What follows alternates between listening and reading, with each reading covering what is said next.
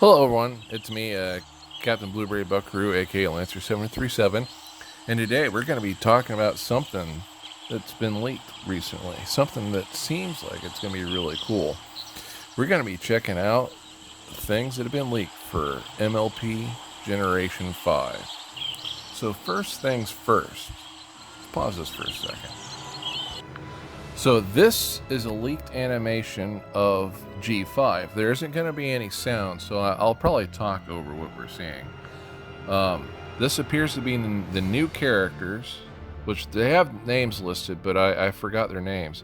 Now, animation-wise, they look kind of good.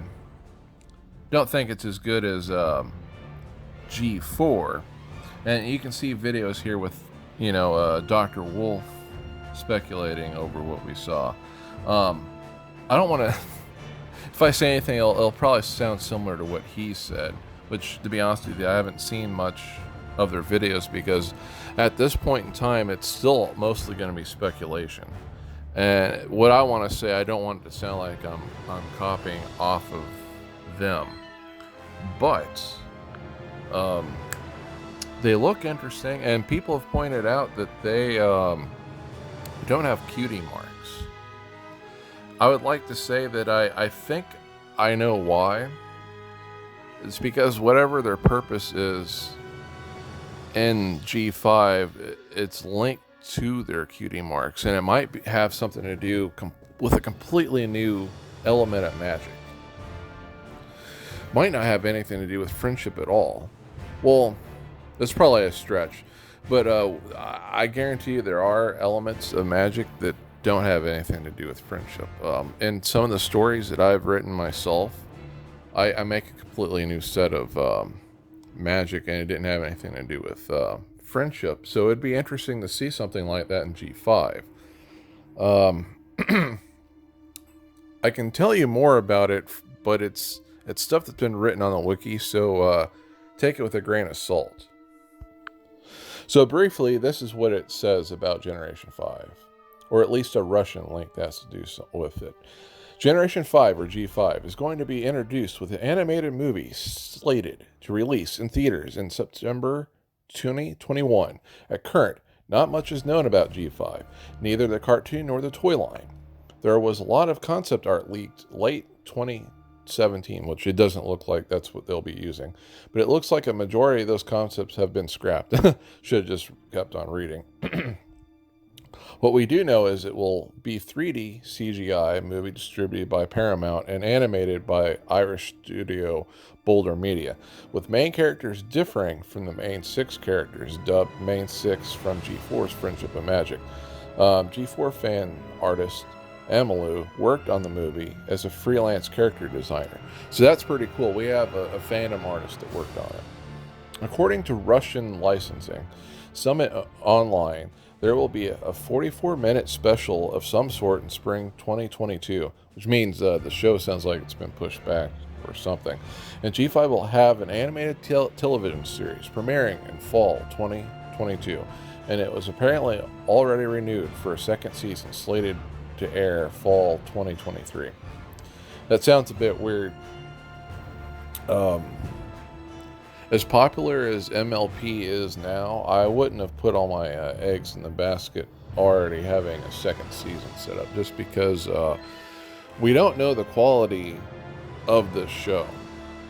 And I've heard that it will take place in the G4 universe, that's cool, but also a bit strange at the same time, because if that's the case, I wouldn't necessarily call them G5. Because G5 should be a completely different universe if we're going to follow that terminology which they use also for Transformers and I think G.I. Joe and technically Mask. Because, Hasbro, all the properties are in a shared multiverse, but those 3 are absolutely super, super close to the point that they're in the same universe, really. Oh, and Animorphs, unfortunately. And I say unfortunate because I actually really love Animorphs, but apparently since they put them in that specific multiverse, they're going to be epically destroyed by Unicron. Yay, thank you so much, Hasbro. So, that being said, again, not much is known about it. We know some of the names of the main characters. Some other art's been shown, but the only place I've been able to find it is directly through other people's YouTube channels. And granted, what I showed was through YouTube channel, but I don't want to just go ahead and play someone else's video while they're talking, while they're showing off the animation, stuff like that. But some of it looks really cool. You should check it out, including them standing by some new guards. I think one of them has her horn stuck in a tennis ball or something like that. Now, here's some bad news, and you're probably not going to like this. I'm actually kind of happy to see that Paramount has something to do with this, so hopefully this will change. I'm probably not going to see this series. It's because that Netflix lately has been having lots of special exclusive stuff with MLP. They have a lot of stuff with MLPs exclusively on their app. A lot of it I have not seen, unfortunately, including the Christmas special. I wanted to see that Christmas special so bad, that the campaign that I've played twice now is based off of. The problem is that streaming service that I named, it's involved. Some people that have been putting videos on it are involved in extremely bad stuff, and I don't want my money to contribute to those bad things they've been doing. So, as hard as it might sound, I just can't watch it unless it comes to the Paramount app. Then I would be able to watch it. It's too bad it's not on Discovery or Cartoon Network anymore. Heard something happen with Cartoon Network where they can't actually, or they don't actually show very many cartoons anymore, or something like that, to that effect. I don't know. But, yeah, it's in a bad spot for me. And I have the same issue involving the Disney app. I really wanted to see The Mandalorian. Really want to see a bunch of Marvel TV shows. But Marvel and Disney have been doing some really bad things. Really bad things. And I morally cannot subscribe to them. And it's hard. It's hard because I see a lot of people really enjoying that stuff. And I really want to watch it, but yeah, I just can't do it. And I actually would get in trouble mentioning what they and Netflix have been doing. That's why I'm not flat out just saying what it is. It's some really bad stuff. Let's just say this. The stuff involving Netflix, there is a really bad ex-member of the MLP fandom. His name was the Cartoon Critic, I think. Don't contact that person. What he did is in the same family of bad things that Netflix has been involved with, except for Netflix is like a millionfold worse, because it's promoting the stuff that he did. It's not good. Okay. So that being said, that's that. So that being said, I do hope that we get a G5 update to this game. Also, I hope we get an update to excuse me, the boundaries of this game, because I'm running out of space. I would love to expand the area where the Well of Shadows is, and the area where all these extremely dark and evil ponies are, the Nightmare ponies, and Stygian Lachie. I guess he's the origin of them, from my understanding, because if you look at the Nightmare Moon comics, he's definitely in control of the Nightmare Moon entity, and a similar entity that would create Daybreaker. So, in turn, I'm pretty sure he's in control of all the Nightmare creatures that live on the moon, and all the other Nightmare ponies in the multiverse. Gonna be honest with you, parts of the game actually were cooler than the comic. I love it when that happens, because the comics and the game don't follow each other completely, and so alternate things will happen. It's hard to say which one's overall better, but I do like the differences, specifically in that campaign when we had to fight Stygian, multiverse Stygian. And you hear me? I fought you and I won. Luna beat you. So anyway, yeah, I would love to see a G5 update to this. And also saw some other things involving merch. If any of you are into collecting stuff from McDonald's, I saw a thing involving MLP coming back to McDonald's. They'll have some Happy Meals with 4 characters. Rainbow Dash, making it 20% cooler. Rarity, Pinkie Pie, and Twilight. I wanted to say Fluttershy, but it's Twilight. So I think they left out Applejack and Twilight. Sorry, Applejack and Fluttershy. And then unfortunately, the 3 princesses or 4 or 5. You know, they keep on adding more. Everyone's going to be a prince and princess at some point. But so if you're not into that, you can just wait for it to come out on eBay or something. Although at the same time, it'll probably become super expensive. So I don't know. Maybe you should pony up and get the Happy Meal and be cheaper that way. And then they'll come with like 2 exclusive boxes that will probably end up being collectible. Besides that pony merch, you got to check this out. Okay, where is she? Where is she? Okay, here we go. We're doing it. Don't know what button, but meant to press this one. Okay. Yeah, I'm tapping it. Stop malfunctioning. Okay, I didn't press this at all, but whatever. 5 hours later. So something critically wrong has happened involving the app that allows you to look at characters in the special, real-to-life mode that allows the characters to come about. So I'm going to have to do this a really weird way. I'm recording with my screen app while looking through my camera. So these are some treats you guys got to try out. These type of Twizzlers, Wobbly, they are from Australia, and they are really awesome. I love this one. I have the apple one opened up, which, Applejack would absolutely love. My favorite one is the Huckleberry one, which is a type of blueberry. It's really, really awesome. I love it. I really, really love this stuff. It's way different than any Twizzler you've ever had. This is like a 5-star dinner version of a Twizzler. It's really, really good. You can find them in your grocery stores. I also got my hands on something really, really cool. This is one of those extremely rare MLP magazines from England that has a fully closed Princess Luna figure. You've seen me show it before. It's just I never got a fully closed one before. But this is even more unique. Despite this being a UK published magazine, this is the Russian version. I didn't even intend on that, but that's extremely cool. To all my fans, Das Vidania.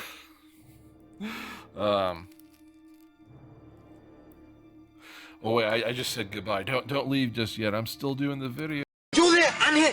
Beefcake! And he's straight above you! Hey, Beefcake! I'm up here! Hey, look back here! He's all... Okay, so, yeah, this is pretty cool. I got the Russian version.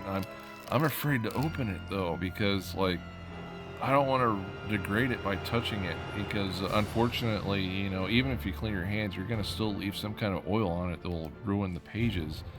Hopefully I can find this issue online and just look at it.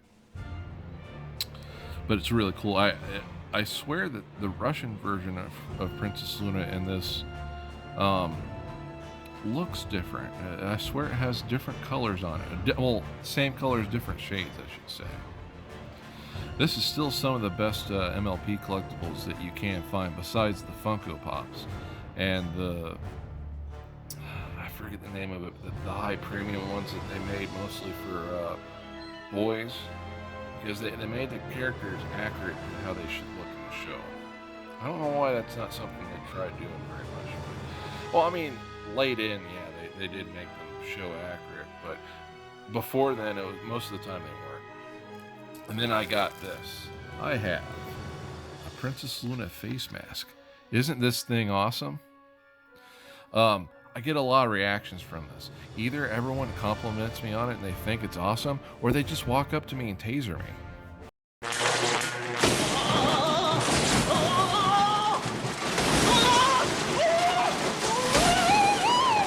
5 hours later.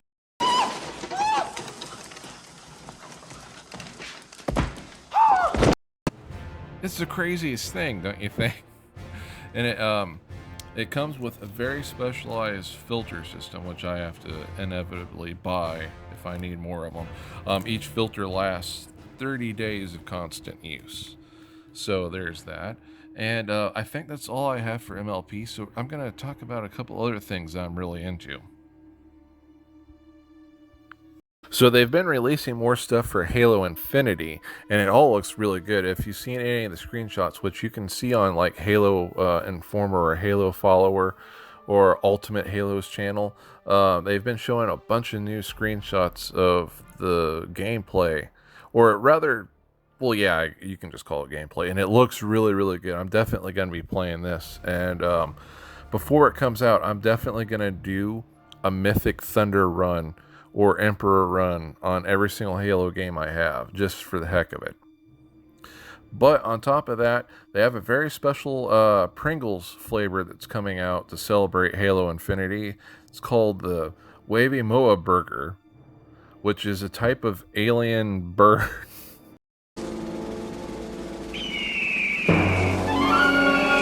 Oh no.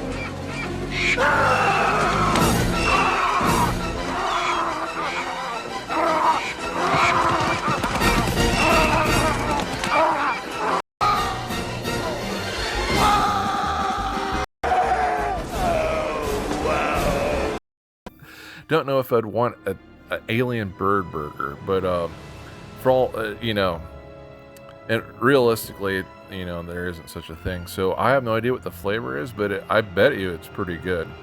If it has all those vegetable toppings this thing has, it'll probably taste pretty good. So if you're a Halo fan just like me, and I know there's a lot of bronies that love Halo too, keep your eyes open on this. I bet you there's probably going to be some kind of code in it or something.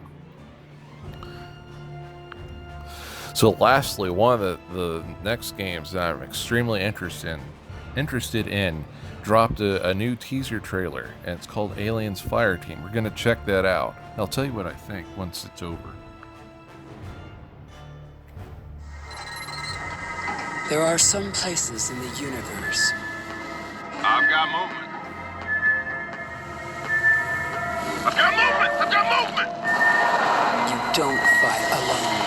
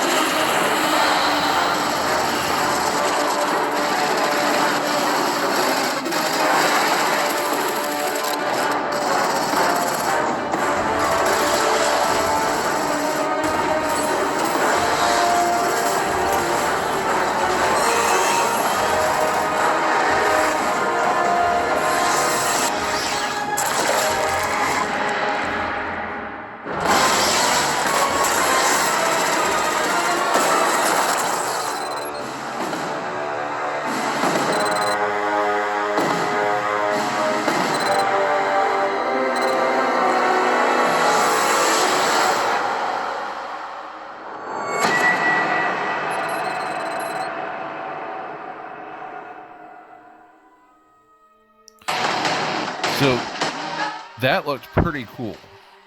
I'm definitely gonna check that out.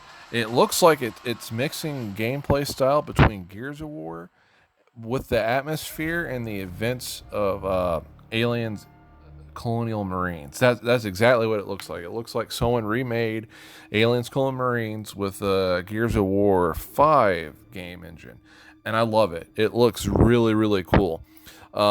From what the game developers have said, there are also some evolutions of the Xenomorph from Aliens Colonial Marines that will be in this. Returning definitely is the Ranger, aka Spitter.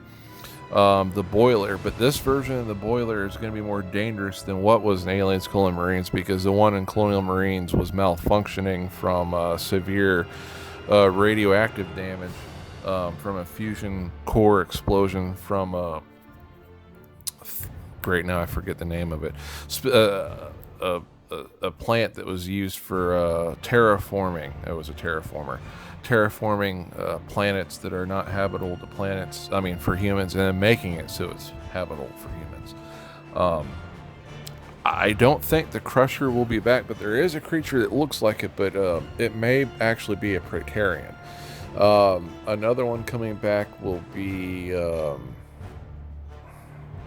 okay, there was another one, I want to say it was the Warrior. Should really be called a Soldier. I think that one's coming back, but either way they're going to have multiple evolutions, so it's going to be really challenging. Not sure if there's going to be a story, but at the same time they do have a tie-in comic coming from Marvel that will help you explore who the characters are, which is kind of complicated because technically speaking there isn't really going to be any characters except for maybe in cutscenes, like very short ones that introduce you to the level, and or narrators, because you're actually making your character just like in Aliens Colonial Marines. You're literally completely designing how your character looks, is armed, and everything. And there's tons of different weapons you can use to fight the Xenomorph menace. And it's going to be really, really, really, really, really, really, really, really cool. I'm excited for it. There's a few things I've noticed that I don't understand, that I sort of don't like the smart gun now has this absolute zero tracking. The only thing I can explain is maybe because they said you're going to be able to upgrade your gear, maybe it's a late end upgrade for it, which to be fair it would make sense, because if if the smart gun was as good as it normally is in every single game and in the movies, no one else is going to want to pick any other type of Marine. They're going to want to pick the character class that uses the smart gun, which, by the way, there's 3 to 4 different character classes. And I would count on there being more through DLC, but I could be wrong about that. And they also, besides having multiple different difficulty settings, they've also confirmed that in Aliens Fireteam, there'll be different things very similar to the difficulty skulls that exist in the Halo series that add different forms of difficulty.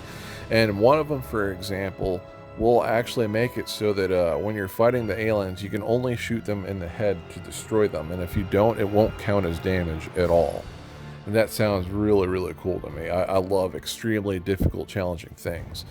So that being said, I think that's it. So I hope you guys enjoyed this, and I hope you're hyped for Halo, kind of hyped for MLP. I mean, it's kind of complicated with that because, again, if it's going to Netflix, I'm not very excited for it, but at the same time, I'm hoping that it comes to the game, and I hope it comes to the Paramount app, because then I definitely will be checking it out. I'll probably definitely see reviews for it. But to make commentary about it, it wouldn't be appropriate unless I'm actually watching the episodes. And I hope you're hyped for Aliens Fireteam, because that's going to be really, really, really awesome. Anyway, peace be with you all. Take it easy.